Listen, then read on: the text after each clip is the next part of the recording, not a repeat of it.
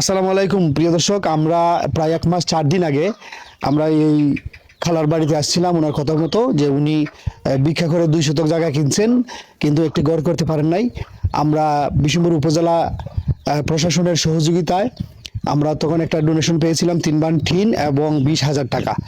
এই 3 বান টিন আর 20,000 টাকা পুঁজি নিয়ে আমরা সাহস করেছি যে এই অসহায় বৃদ্ধা মহিলাকে একটি ঘর করে দেওয়ার জন্য। আমরা এলাকা ভিত্তিক আমরা কয়েকজনের কাছ থেকে এরকম করে 4-5 জন আমাদেরকে সাহায্য করেছেন। কেউ বা কিছু টিন দিয়েছেন, কেউ দিয়েছেন এই ঘরের পিলার, আবার কয়েকজনে মিলে দিয়েছেন কাঠ, আবার কয়েকজন মিলে দিয়েছেন আপনার এই মেস্তরির খরচ। এই সব কিছু মিলে সবার ভালোবাসা এবং সবার দোয়ায় আমরা এই খালার ঘরটি সম্পূর্ণ করতে পারছি। আর আমরা খালার মুখ থেকে ওনার অনুভূতিটি শুনি যে উনি ঘরটা পেয়ে কতটুকু খুশি আছেন। ঘর বুঝতে পাইছেন? খাইছি বুঝিয়া। খুশি আছেন নি আপনি এখন? হ্যাঁ, আমি খুশি আছি। দোয়া করছেন নি আমরা লাগি? দোয়া ও আপনার লাগে আমি দোয়া আছে। দোয়া আছে? হ্যাঁ, দোয়া আছে। আচ্ছা ঠিক আছে, আমরা এই খালার মুখ থেকে শুনলাম যে ওনার ঘরটি আমরা করতে পারছি, উনি খুব খুশি আছেন। আমরা আশা করি যে ওনার স্বপ্নটি পূরণ হয়েছে।